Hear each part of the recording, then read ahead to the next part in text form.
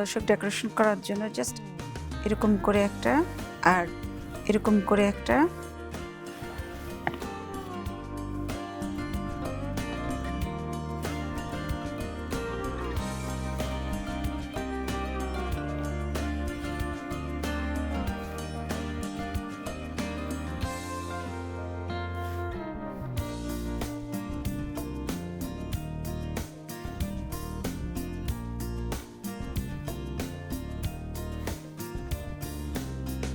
দর্শক আপনারা ইচ্ছা করলে এই কাবাবটাকে বার্গারের পেটি হিসেবে ব্যবহার করতে পারেন।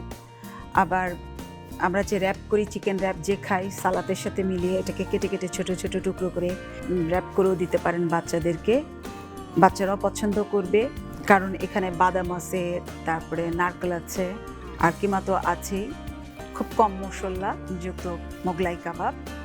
দর্শক আজকের মতো বিদায় নিচ্ছি।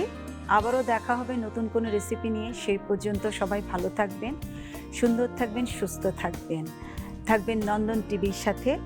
অনুষ্ঠানটি প্রচারিত হচ্ছে রোজ ব্রেড ও মুনিস কিচেনের সৌজন্যে।